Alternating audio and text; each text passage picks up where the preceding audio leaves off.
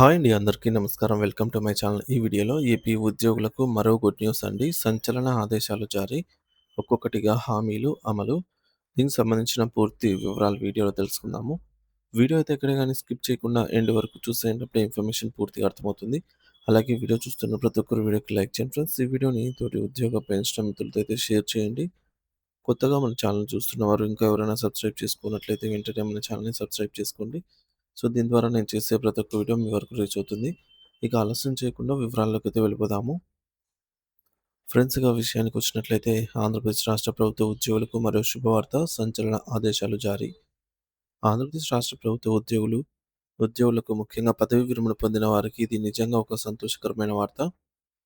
ప్రభుత్వం తన హామీలన్నిటిని ఒక్కొక్కటిగా అమలు చేసుకుంటూ ముందుకు వెళ్తున్న తరుణంలో సరికొత్త మార్గదర్శకాలను కూడా జారీ చేసింది. దీపావళి పండుగ సందర్భంగా ఆంధ్రప్రదేశ్ ప్రభుత్వం మరో తీపి కబురును అందించింది. ఇప్పటికే డీఏ ప్రకటించి ఉద్యోగులకు ఊరటనిచ్చిన ప్రభుత్వం తాజాగా పదవి విరమణ పొందిన ప్రభుత్వ ఉద్యోగులకు ఆరోగ్య పథకాన్ని అమలు చేస్తూ విప్లవాత్మక నిర్ణయం తీసుకుంది. మాజీ ఉద్యోగులకు భారీ ప్రయోజనం. పెన్షనర్స్ కండి. ప్రభుత్వం తీసుకున్న ఈ నిర్ణయంతో మాజీ ఉద్యోగులు అనగా పెన్షనర్స్‌కి భారీ ప్రయోజనం చేకూరనుంది. అనారోగ్యంతో బాధపడుతున్న రిటైర్డ్ ఉద్యోగులకు ప్రభుత్వం తీసుకున్న ఈ చర్య నిండు ఆరోగ్యాన్ని ప్రసాదించనుంది. ముఖ్యంగా పదవీ విరమణ చేసిన ఆర్టీసీ ఉద్యోగులకు ఆంధ్రప్రదేశ్ ప్రభుత్వం గొప్ప శుభవార్తనే చెప్పింది. విశ్రాంత ఉద్యోగులకు కూడా ఎంప్లాయీస్ హెల్త్ స్కీమ్‌ను వర్తింపచేయాలని నిర్ణయించింది. ఇది వారికో పెద్ద ఊరట.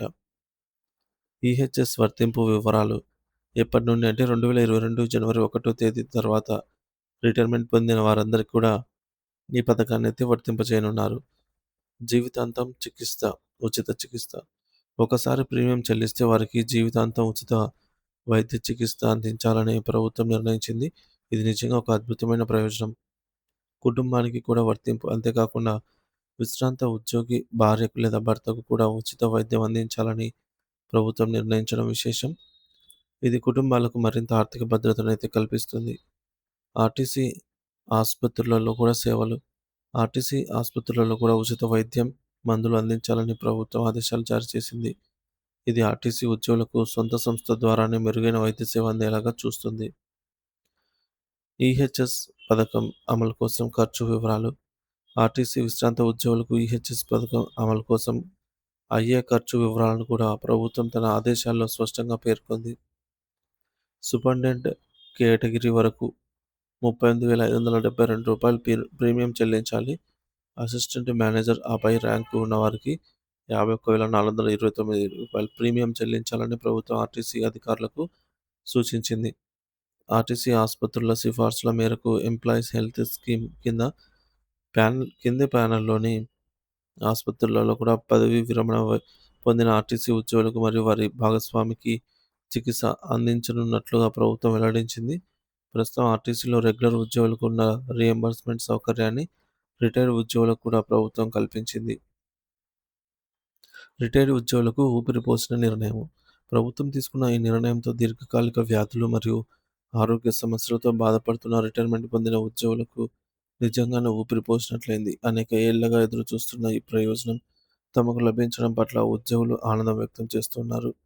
ఆర్టీసీ సంఘాల హర్షం. ప్రభుత్వం ఈ నిర్ణయంపై ఆర్టీసీ సంఘాలు ముఖ్యంగా ఎన్ఎంఈయు భారీగా హర్షం వ్యక్తం చేశాయి. తమ దీర్ఘకాలిక డిమాండ్‌ను నెరవేర్చేందుకు ముఖ్యమంత్రికి, ఆర్టీసీ ఎండీకి మరియు ఇతర అధికారులకు ఉద్యోగ సంఘాల నేతలు కృతజ్ఞతలు తెలిపారు. ఈ నిర్ణయం రిటైర్డ్ ఉద్యోగుల జీవితాల్లో కొత్త వెలుగు నింపుతుంది అనైతే వారు ఆశాభావం వ్యక్తం చేశారు.